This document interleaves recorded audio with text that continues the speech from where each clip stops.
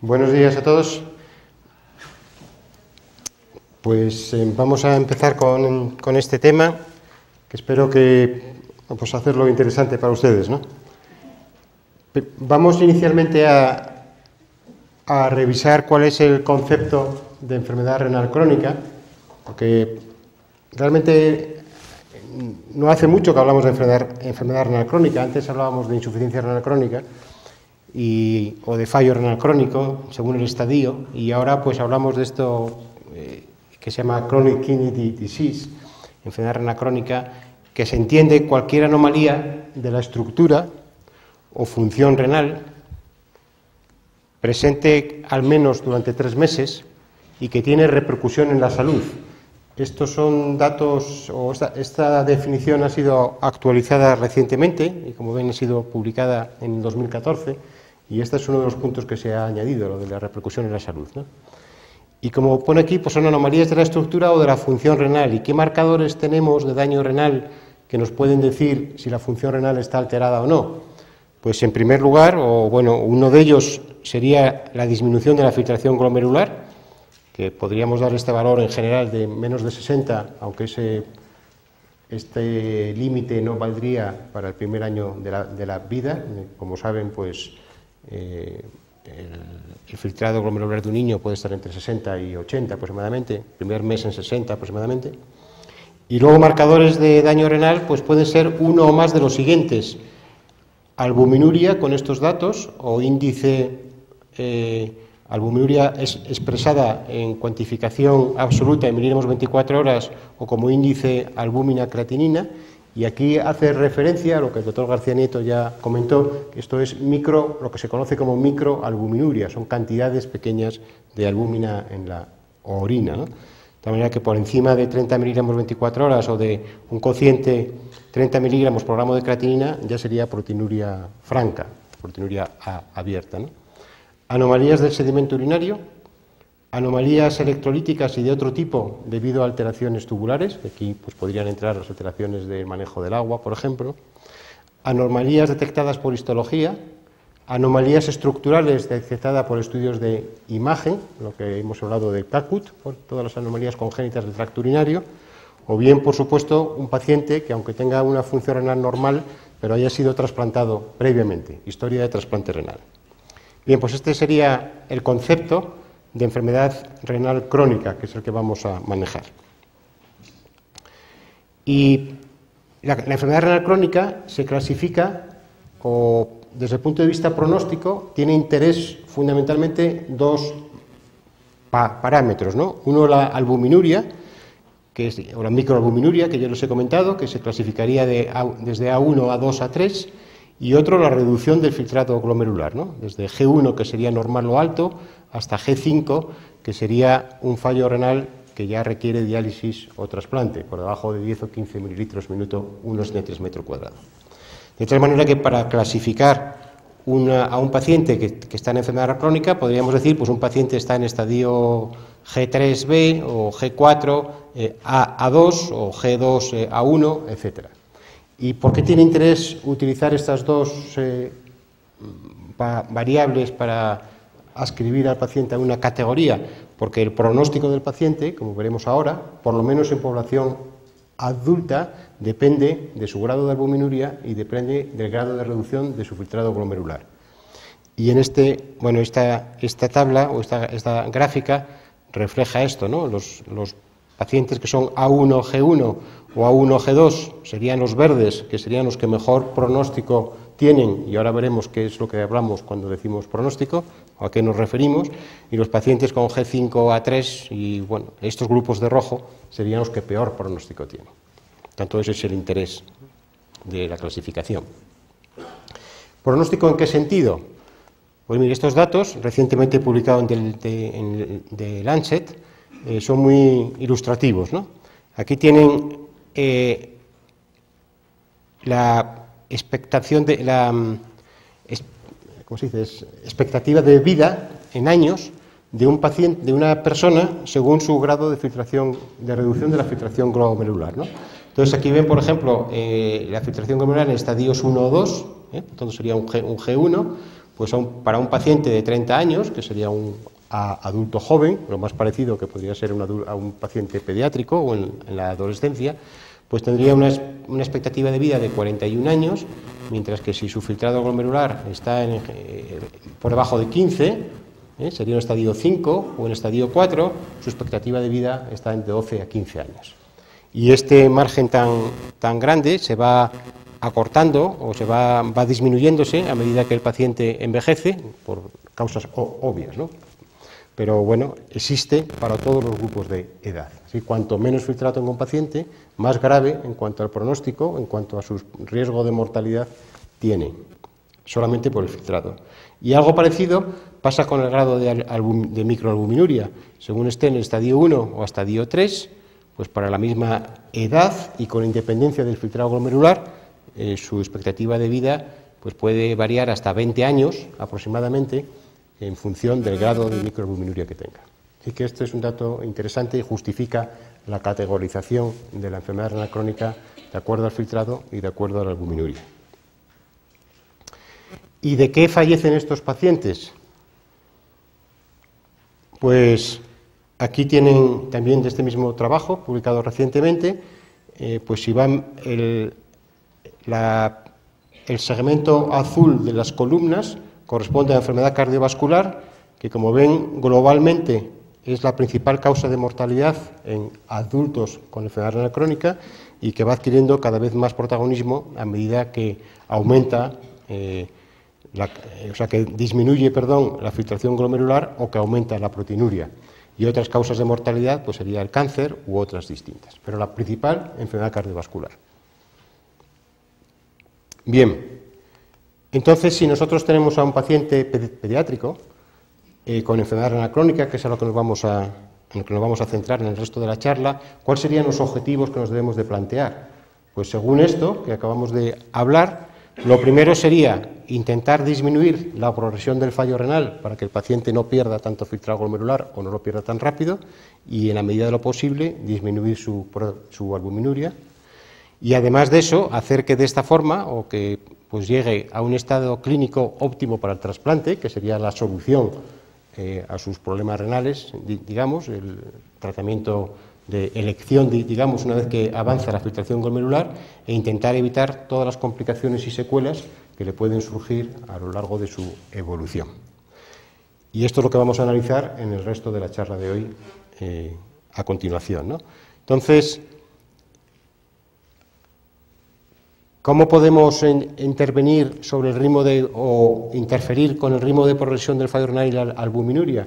Pues, en primer lugar, ya lo discutiremos a continuación, pues intentando que este paciente no esté hipertenso e intentando que la proteinuria disminuya. La proteinuria tiene efecto sobre la albuminuria per se, por así decirlo, y además de eso, al bajar la proteinuria, también estamos enlenteciendo la progresión del fallo renal.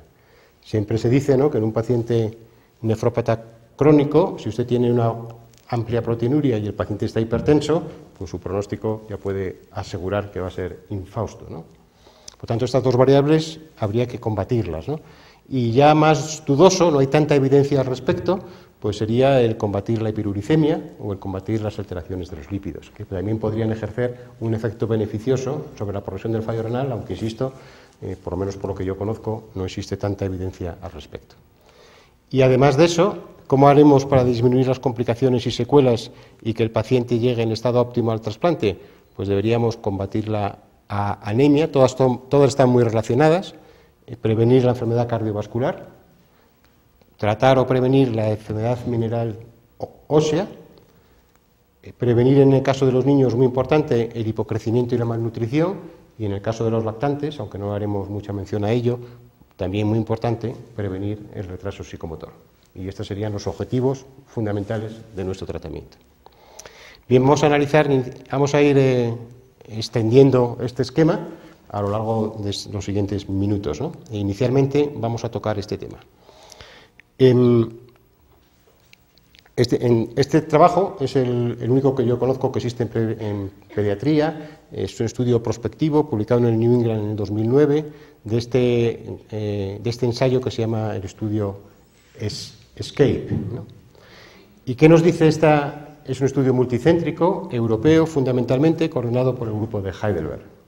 ¿Y qué nos dice este estudio, qué nos dice esta gráfica fundamentalmente? Bueno, pues, mira, estos son los pacientes que alcanzan el primer punto primario de objetivo, que en este caso sería la reducción de la función renal al 50% de la que parten o alcanzar un estadio de insuficiencia renal terminal.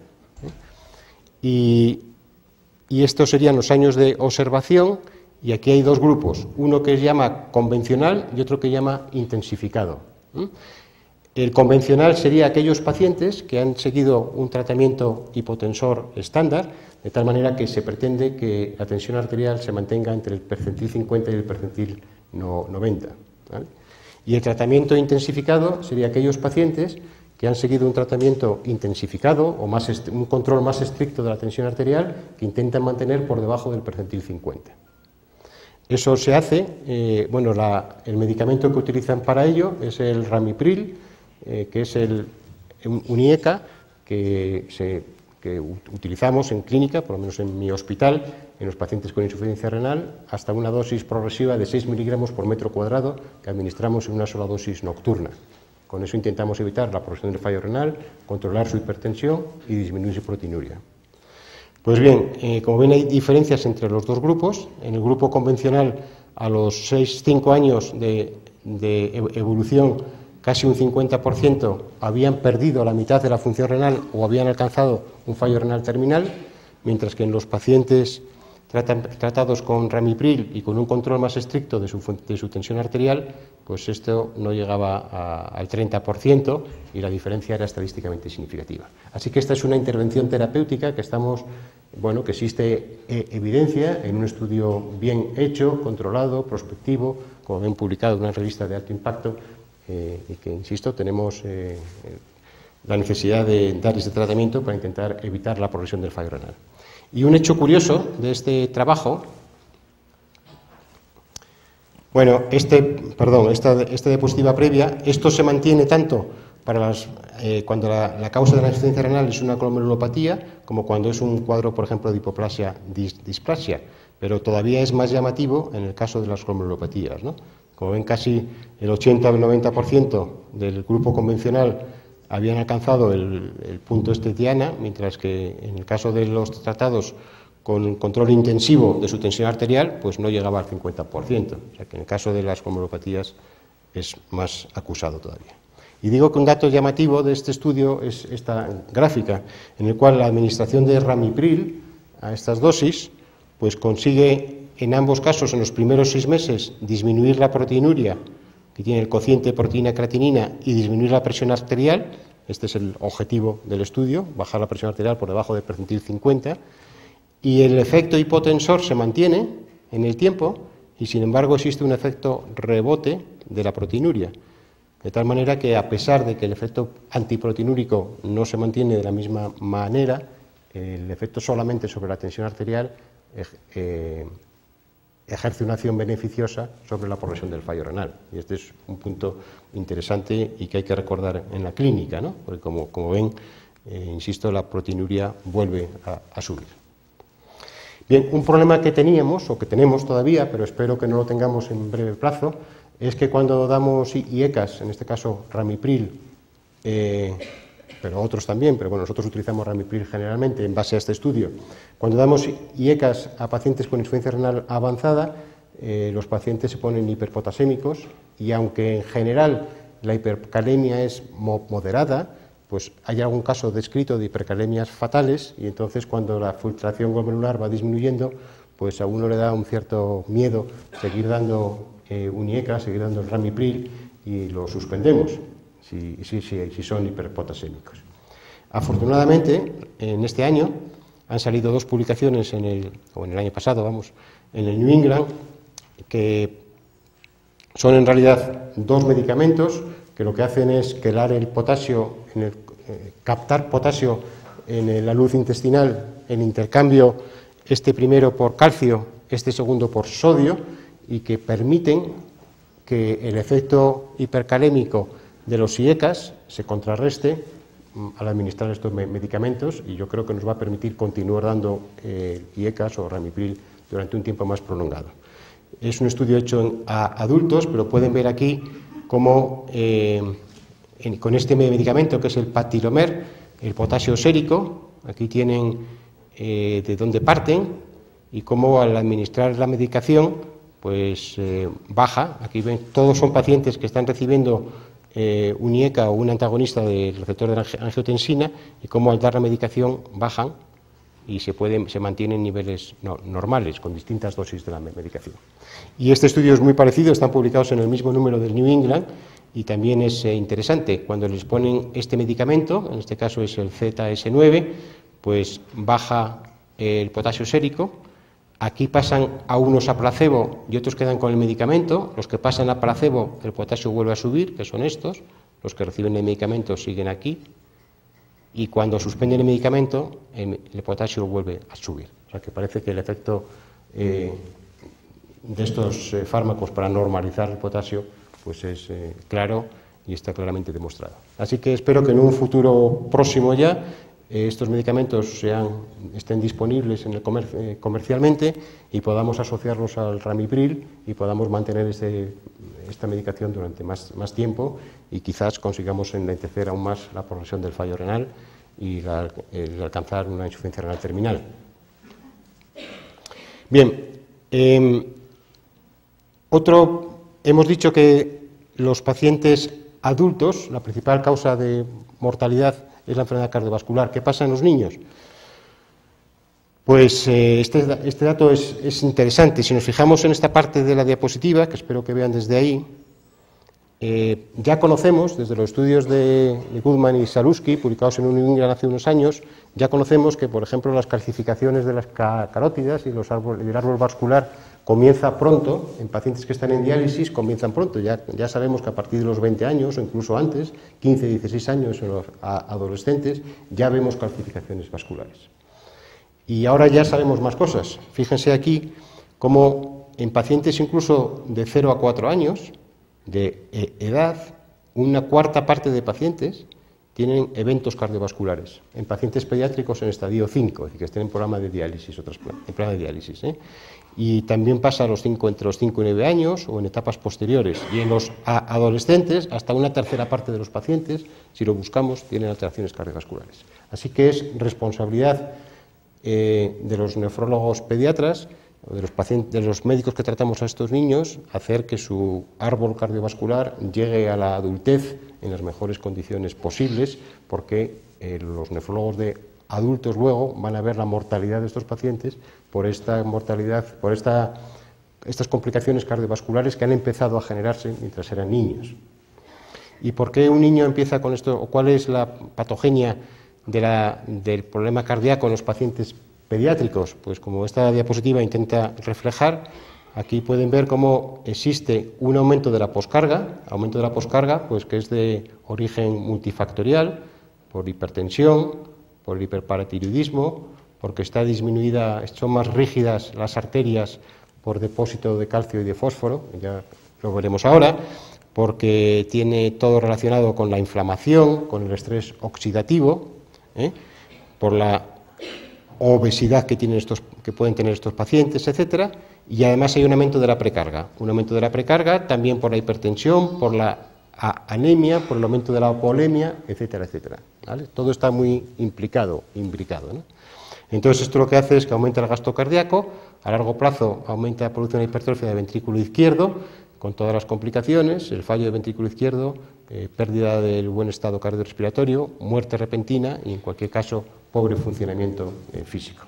O este sería el esquema fisiopatológico de la afectación cardiovascular en estos niños. De tal manera que, esta es una diapositiva que me cedió el doctor Ruska cuando estuve en un simposio que organizamos en nuestro hospital. Y aquí ven cómo la calcificación, y la pongo porque es muy ilustrativa, ¿no? Dice que en la enfermedad renal crónica, ambas formas de calcificación vascular se observan en las grandes arterias.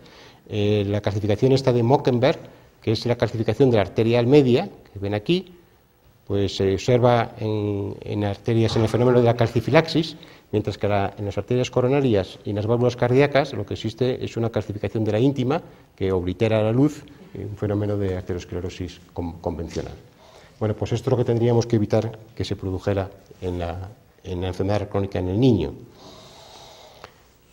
¿Cómo podemos actuar también sobre ya hemos visto cómo actuamos sobre la hipertensión, cómo actuamos sobre la enfermedad cardiovascular? Pues ya hemos visto que entre las causas de la enfermedad cardiovascular está la anemia, que la he visto por algún sitio antes, aquí la hemoglobina baja, la enfermedad mineral del hueso, la PTH, el calcio-fósforo, etcétera, de tal forma los problemas de nutrición, la inflamación crónica, todo, como digo, está muy relacionado.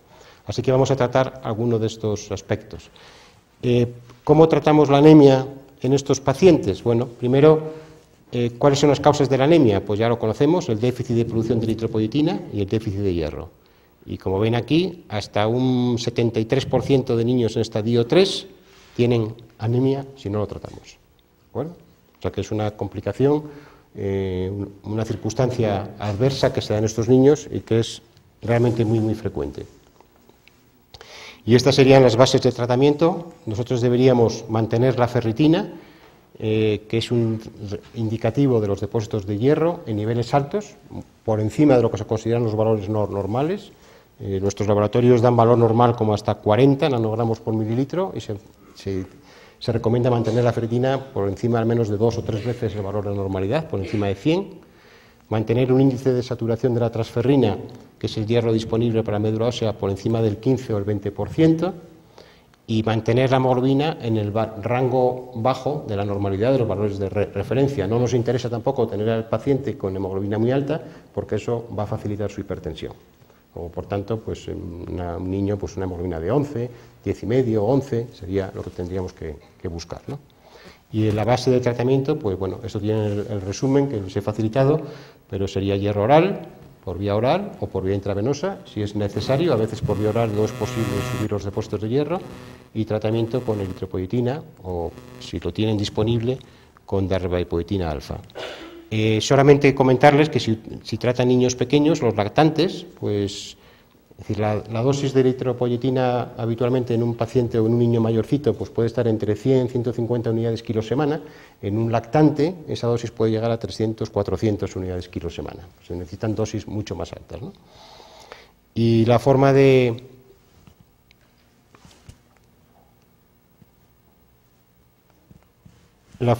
evaluar el tratamiento, pues bueno, la buena respuesta sería que la hemoglobina subiera 1 gramo por decilitro tras 4 semanas de tratamiento, y una pobre respuesta sería que necesitaríamos aumentar la dosis progresivamente, pero lo que es más importante, si pasado un tiempo la hemoglobina está baja, después de llevar hasta 4 o 6 meses de tratamiento con eritropoyetina a dosis altas y no hay déficit de hierro asociado, pues tienen que pensar que hay una resistencia a la acción de la eritropoyetina por alguna de estas causas.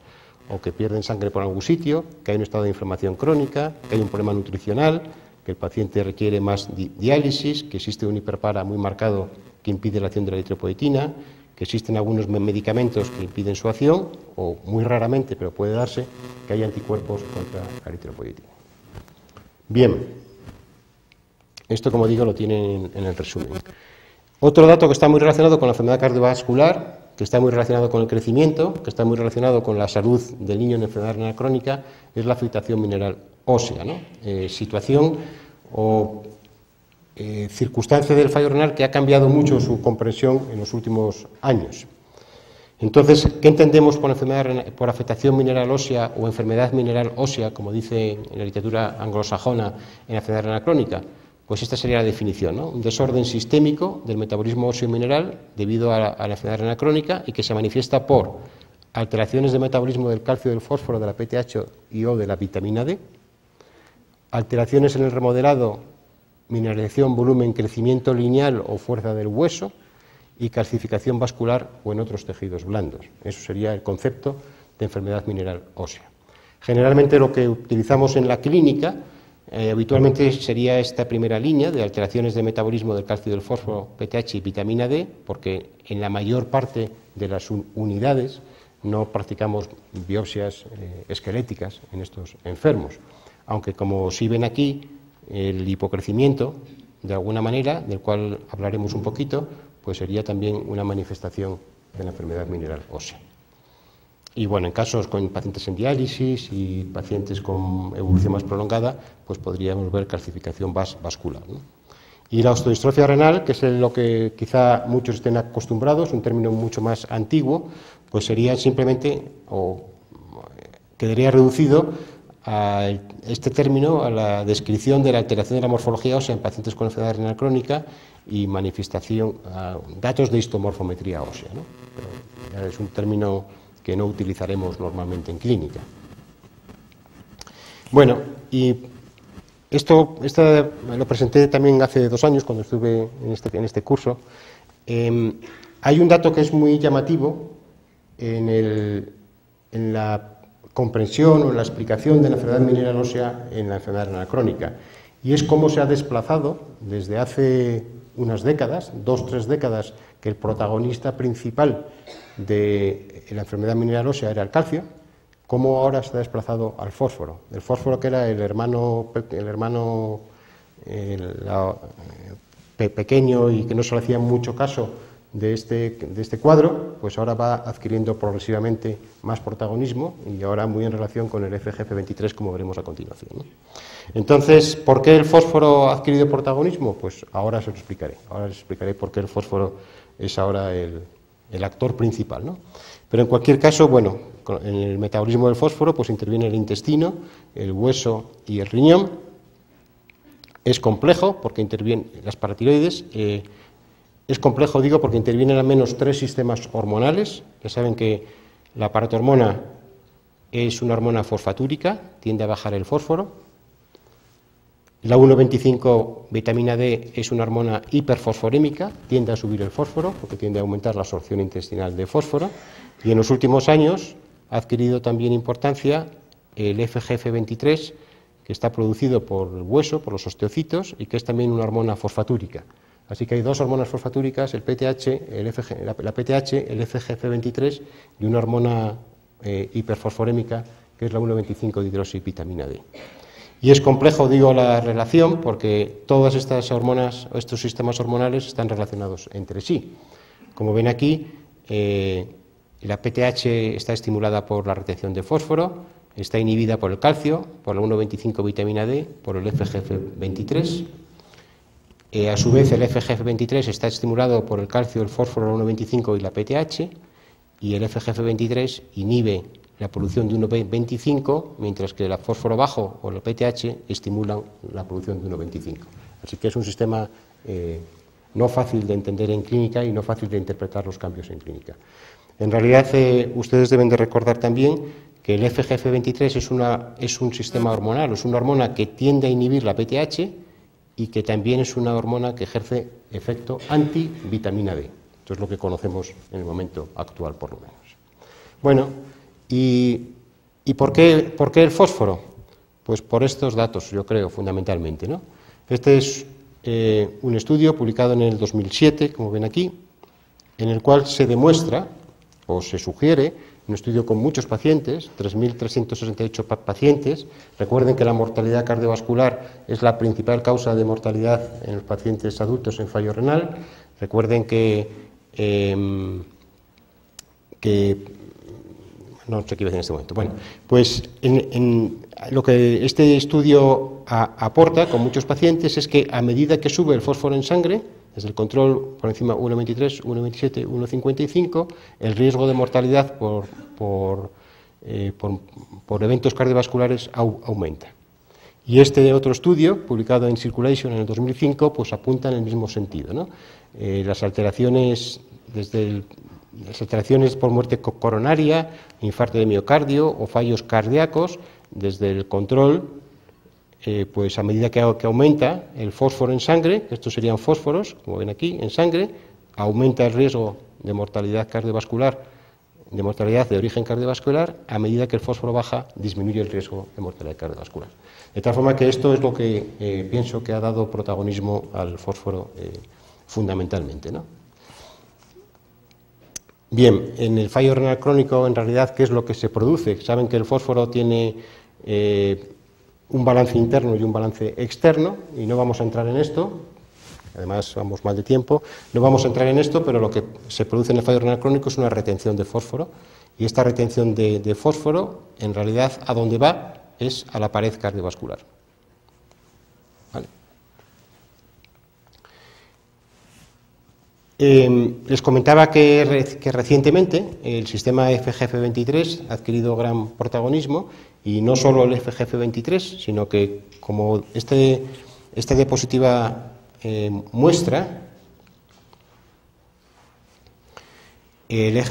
saben que yo les decía que el FGF23 actúa para inhibir la síntesis de hormona de la PTH, y ven que necesita, para actuar sobre su receptor, que este es el FGFR, el receptor, para actuar sobre su receptor necesita de un correceptor, otra molécula que es cloto, y asimismo las acciones que ejerce sobre la vitamina D, que es un efecto antivitamina D, también requieren de la actuación de este correceptor. De tal manera que no solo está el FGF23, sino este otro correceptor que es necesario para que ejerza su acción, que es cloto, que parece ser que puede tener efecto por sí mismo, ¿no?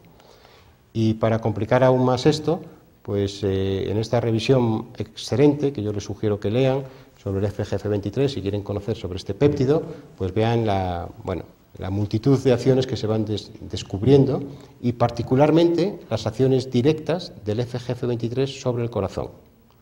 Y les digo esto porque, bueno, esto es para mostrarles, si me falta, voy a ir a esta diapositiva y luego vuelvo a esta.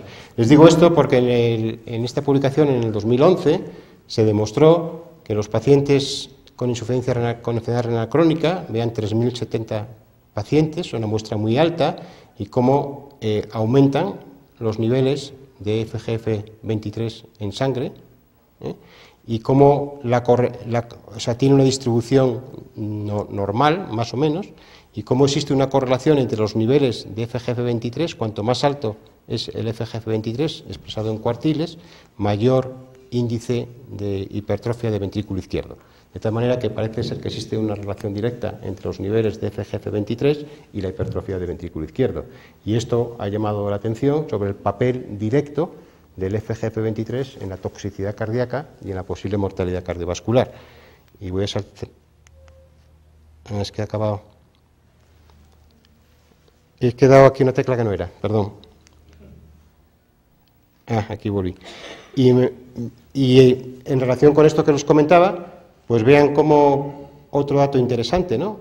Estábamos diciendo antes que la retención de fósforo tiene un papel principal en la enfermedad mineral ósea de la enfermedad renal crónica, pero vean aquí cómo en realidad, aquí tienen el fósforo, en este esquema, como va subiendo aquí, pero fíjese cómo el FGF23 sube antes que el fósforo.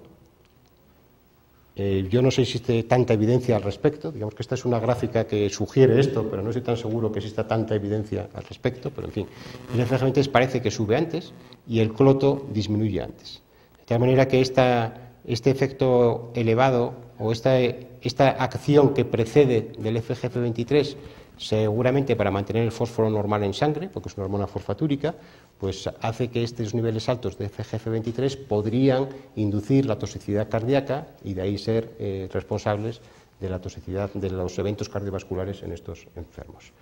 En el momento actual, que yo conozca, no tenemos ningún medicamento para controlar el FGF23, así que esto de momento lo dejamos en el terreno de la especulación fisiopatológica, ¿no? ¿Qué tenemos Vamos a saltar eso. ¿Qué tenemos en realidad para el tratamiento? Pues bueno, este es el esquema que recoge el tratamiento.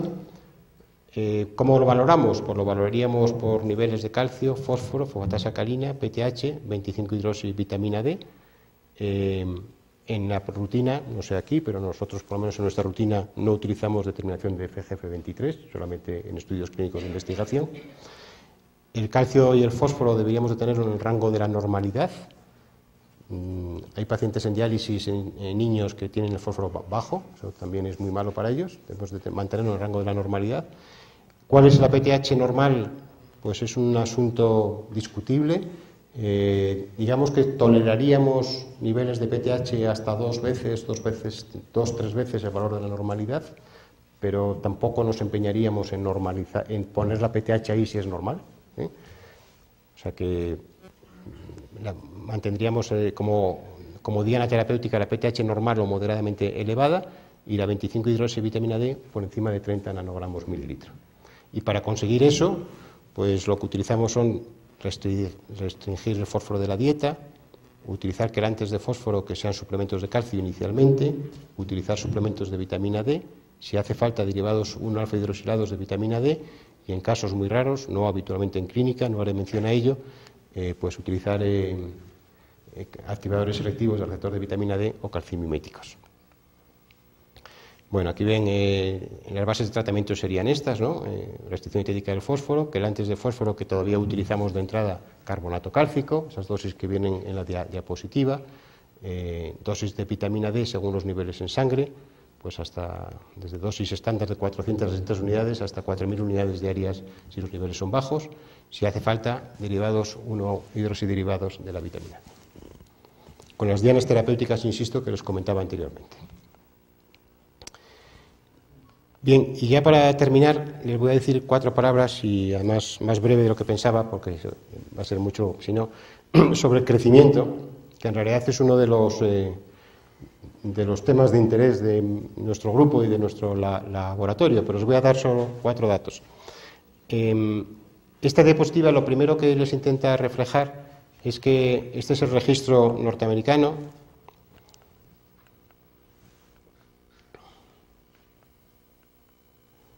y que del año 2011, y que ven como sobre un total de 5.022 pacientes a la entrada en diálisis,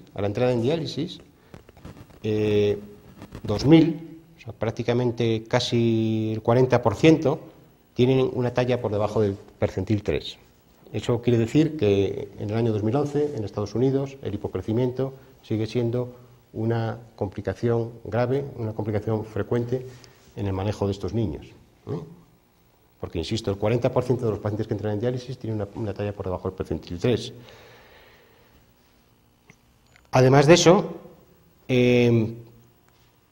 fíjese aquí cómo, bueno, aquí está expresado sobre un total de 7.000 enfermos en diversos estadios de fallo renal crónico.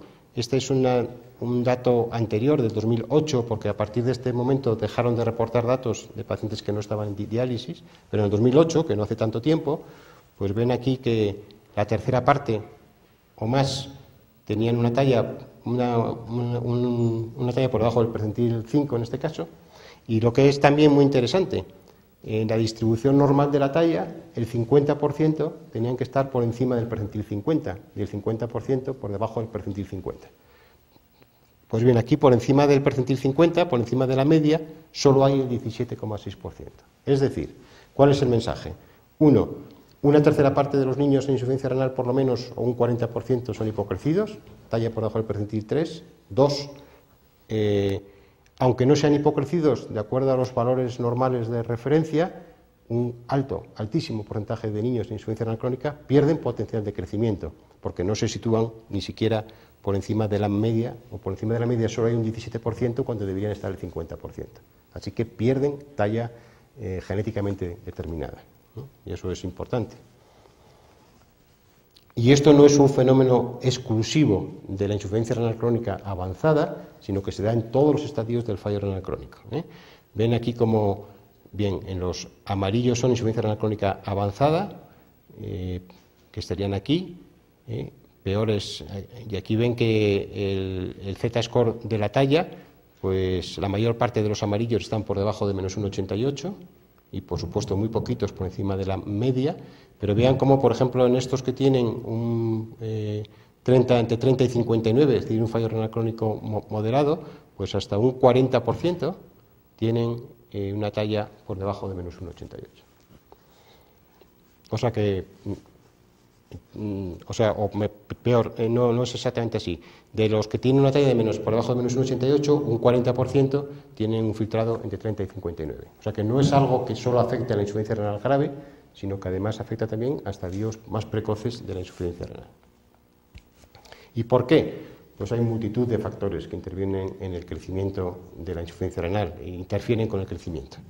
Aquí tienen este esquema, tanto factores genéticos y congénitos, factores hormonales y factores permisivos o adquiridos. Y eso voy a pasar muy rápido sobre esto, pero factores que permiten que se exprese el potencial genético, pues todos, puede haber muchísimos que estén alterados en la insuficiencia renal. Desórdenes nutricionales, inflamación crónica, alteraciones metabólicas, acidosis, pérdida de agua, pérdida de sodio, anemia, la enfermedad mineral ósea, tratamientos médicos y quirúrgicos, corticoides, periodos de ayuno prolongados, estados posquirúrgicos, etcétera, etcétera. Muchos. Factores genéticos y congénitos, este es un dato que conocemos desde hace menos tiempo, pero que ahora les mostraré una gráfica al respecto. Pues sabemos que primero muchos fallos renal crónicos se asocian con síndromes y con enfermedades que producen hipocrecimiento en niños pequeños, y sabemos que un porcentaje muy alto de los niños en fallo renal crónico ya son pequeños cuando nacen. Ahora les mostraré un dato. Y reguladores hormonales, pues sabemos que los pacientes cuando llegan a la pubertad tienen una pubertad tardía y el brote puberal es más pequeño, es menor, y sabemos sobre todo que el eje GH y GF1 es anormal. De todos estos factores, ¿cuáles serían los tres que yo más destacaría en este momento? Pues sería la resistencia a la acción de la hormona de crecimiento, que ahora les mostraré una gráfica, el déficit nutricional y el hecho de que los niños sean pequeños al nacimiento. El hecho de que los niños sean pequeños al nacimiento tiene significado sobre todo en esos grados de insuficiencia renal que no son muy avanzados. Es decir, ustedes tienen un niño que nace con un filtrado glomerular discretamente reducido y que es un bajo peso cuando nace y que es un niño pequeño. Si ese niño no tiene un filtrado, si su filtrado glomerular es normal, usted debe de esperar, porque así es como sucede en niños que no tienen patología asociada, deben de esperar que este niño haga un crecimiento de recuperación en los primeros 2 años de la vida. Y normalmente hacen un catch-up, un crecimiento de recuperación, y al segundo año han recuperado lo que no tenían cuando nacieron. Si ese niño tiene un filtrado glomerular, que igual está en un 60 o un 70% de lo normal, su velocidad de crecimiento va a ser normal. El niño va a seguir creciendo normalmente, pero su capacidad para crecer a una velocidad máxima que le permita hacer un crecimiento de recuperación está afectada, incluso aunque su insuficiencia renal sea leve entre comillas, o sea, incluso aunque su filtrado glomerular no esté profundamente disminuido. Y este hecho es el que condiciona que haya muchos niños con insuficiencias renales crónicas moderadas y que sin embargo son hipocrecidos, porque no consiguen recuperar, hacer un crecimiento de recuperación en los primeros años de la vida. Y eso posiblemente les pasa otra vez con la pubertad. Ellos son capaces de crecer a su ritmo y van bien, van creciendo, pero cuando fisiológicamente necesitan velocidades de crecimiento muy altas, primeros años de la vida, en la pubertad, no son capaces de crecer con esas velocidades tan altas. Y creo que ese es un concepto importante y no bien conocido, ¿no? Bueno, voy a pasar muy rápido sobre esto. La resistencia a la acción de la hormona de crecimiento. Hay muchos estudios experimentales y clínicos al respecto que demuestran que si usted quiere que los niños con insuficiencia renal crónica responden a dosis muy altas de hormona de crecimiento y que no existen alteraciones en los niveles de GH circulantes, ¿no? Pero voy a pasar de esto. Las causas de pobre aporte nutricional, pues también, bueno, son de origen complejo. Yo solo les diría que, vamos a pasar, es que me falta una diapositiva por aquí. Bueno, solo les diría que procuren en los primeros meses de la vida, fundamentalmente, en los primeros años, 2 años de la vida, procuren evitar la malnutrición y evitar el déficit de aporte de estos niños, porque cuando llegan los 2 años han perdido una cantidad, un potencial de crecimiento muy importante si no los han nutrido adecuadamente. Entonces estos niños no deben de esperar muchísimo tiempo para ver si toman adecuadamente sus cantidades, las cantidades nutritivas que requieren, sino que deben instaurar la alimentación forzada muy pronto, porque si no cuando se dan cuenta, ya les pasó el primer año, el segundo año de la vida, y ya es muy difícil, ya no van a recuperar lo que han perdido anteriormente, ¿no? Esto el grupo de Londres, de la doctora del Great Ormond Street, de la doctora Rees, hace mucho hincapié sobre esto, ¿no? Que forzar la nutrición a estos niños desde etapas muy precoces de la vida, ¿no? Pero no tengo tiempo a parar en todas estas cosas, ¿no?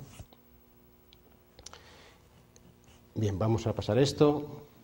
Y este es el otro dato que también creo que es menos conocido. Este fue la primera publicación que hubo al respecto, fíjense que es del 2010, y de 2010 aquí ya han salido al menos otras 2 o 3 publicaciones que alertan sobre este hecho. Los niños con insuficiencia renal crónica ya son pequeños cuando nacen, muchos niños, ¿no? Aquí tienen, las columnas blancas son niños pretérmino, las columnas negras son niños pequeños para la edad gestacional, ¿eh? Esta es la población de referencia, y aquí ven insuficiencia renal crónica o enfermedad renal crónica congénita, fíjense, hasta un 40% de los niños son pretérminos y hasta un 30% son pequeños para la edad gestacional, pero es que incluso en insuficiencia renal crónica adquirida, hasta un 30% de los niños son pequeños para la edad gestacional y hasta más de un 10% han sido pretérminos, ¿vale? Luego este es un dato muy, muy importante, e insisto, creo que este dato es muy importante porque explica muchos hipocrecimientos de niños en enfermedad renal crónica moderada, que son capaces de crecer con velocidades de crecimiento normales, pero no son capaces de recuperar, de hacer un crecimiento de recuperación en los primeros meses de la vida. Bueno, estos son los objetivos de nutrición que tienen que perseguir: aportar los requerimientos de energía un 100% de lo estimado para la edad y ajustado para la actividad física y tamaño corporal, y dar suplementos nutricionales cuando la ingesta habitual no llega a los requerimientos anteriores y el niño no alcanza las tasas esperadas de ganancia de peso y o de crecimiento para la edad. Y esto, insisto, esta es la diapositiva que buscaba antes. Esto es interesante. No esperen mucho tiempo. Las familias, no sé qué políticas siguen aquí, pero las familias son muy resistentes a colocar a su hijo una sonda nasogástrica para alimentarle o colocarle una gastrostomía para alimentarle. Son muy resistentes. Y entonces se pierde mucho tiempo. Bueno, pues hoy parece que ha comido mejor, mira, ha dejado de vomitar, ayer tomó mejor, estos 2 días parece que ha ganado un poquito de peso, vamos a darle un poquito más de margen. Y no deben hacer eso, porque va pasando el tiempo y va pasando el tiempo. Y deben de instaurarle, medir lo que come, que en un lactante es relativamente fácil, ver si come el 100% de las calorías que necesita, y si no las come en un periodo de tiempo muy breve, de observación, instaurenle alimentación forzada y háganle engordar. Además, hay otro dato que es también muy, muy interesante desde el punto de vista clínico. Si ustedes observan que un niño, en vez de comer el 100% de sus calorías, normalmente las proteínas sí que las comen, pero de sus calorías, está comiendo el 70%, entonces ustedes dicen, vale, pues lo que vamos a hacer es darle por la noche un suplemento nutritivo del 30% que le falta hasta llegar al 100%. Y ya les aseguro yo que automáticamente, en las 2 semanas siguientes, el niño, en vez de comer el 70%, come el 40%. De tal forma que tiene un umbral marcado y por mucho que insistan no van a conseguir superarlo. Solamente lo conseguirán superar si le dan alimentación forzada o con una sonda nasogástrica inicialmente o con una gastrostomía posteriormente. Bien, esto es lo que viene a decir aquí, ¿no? Que cuando iniciar alimentación enteral, cuando no ganan peso, no hay ganancia de peso esperada para la edad, a pesar de la manipulación dietética y de la medicación, pero no esperen mucho para esto. Cuando bajan de percentil de talla tras el primer mes, ya llama aquí la atención, en los primeros 6 meses, que estamos esperando, a ver si ahora come mejor, a ver si ahora no come mejor, ahora, estas 2 semanas parece que fue un poquito mejor, en los primeros 6 meses pueden perder hasta 2 desviaciones estándar en talla, y esto, además, para la familia es una presión insoportable. Y actuar pronto es crítico. Y no lo digo yo, sino que lo dice, esta diapositiva está tomada de la doctora Leslie Rees, que creo que es una autoridad en este campo, ¿no? Bien. Bueno, no sé si utilizan hormona de crecimiento. ¿Utilizan hormona de crecimiento? Sí, tratamiento de estos niños. Pues esto también pasa un poquito como con la nutrición forzada en estos niños. No esperen demasiado a utilizar hormona de crecimiento. El tratamiento con hormona de crecimiento está hoy muy comprobado. La dosis es esa que viene en la diapositiva. Ya tenemos datos que permiten saber que acelera la velocidad de crecimiento, esto lo sabemos desde hace mucho, y sabemos ya que mejora la talla final. Sabemos que la respuesta en el primer año es mucho mejor que en etapas posteriores. Sabemos que existe un problema con la adherencia al tratamiento a largo plazo, que tendrán que insistir sobre ello. Y lo que deben de procurar es dar hormona de crecimiento por lo menos hasta que el niño se canaliza a sus percentiles genéticamente determinados. Una vez que el niño está ahí, si tiene una insuficiencia renal crónica que no es muy avanzada, que es moderada, lo pueden quitar la hormona de crecimiento y previsiblemente el niño va a seguir creciendo en ese percentil hasta que le llegue a la pubertad, y cuando llegue a la pubertad va a tener igual que volver a dar hormona de crecimiento para que haga un brote puberal adecuado, ¿no? Y por eso el cese de tratamiento debe sobrevenir cuando el niño se canaliza, cuando alcanza la talla adulta, por supuesto, o cuando se trasplanta. Y no hay más riesgos de efectos adversos de los que tiene un paciente con otra patología tratado con hormona de crecimiento.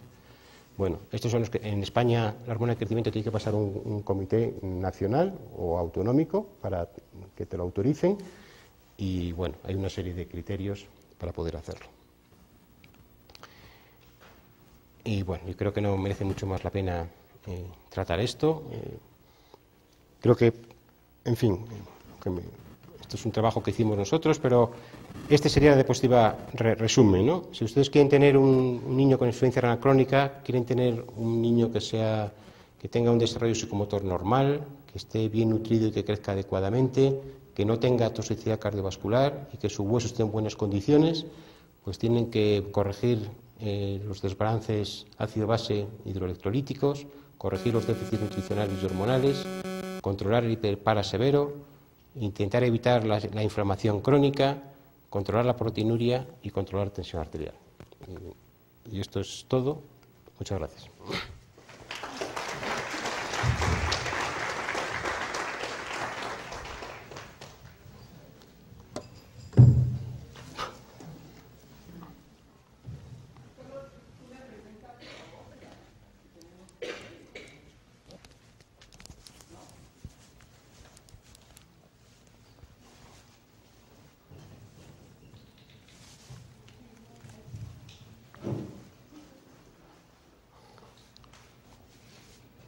Doctor, primero nada, felicitarlo por su presentación.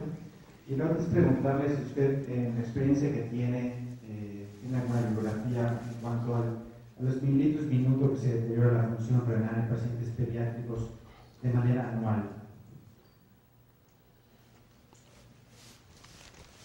Obviamente con la enfermedad renal crónica. Pues dependerá mucho de la patología de base, ¿no? No conozco este dato promediado para toda la enfermedad renal crónica. Si es un paciente con una patología glomerular que está proteinúrico hipertenso, se va a deteriorar muy rápido y en poco tiempo. Si es un paciente con una nefropatía intersticial, pues previsiblemente no va a apreciar por lo menos la reducción progresiva del fallo renal hasta varios años. Pues no lo va a apreciar en clínica con los datos, con la creatinina. Igual si hace otros métodos de determinación, pues sí, ¿no? Pero no conozco ese dato exactamente, no lo sé. Muchas gracias. Sí, vamos a continuar, pero antes de ello les voy a dar dos avisos. Uno es que se va a cambiar la plática.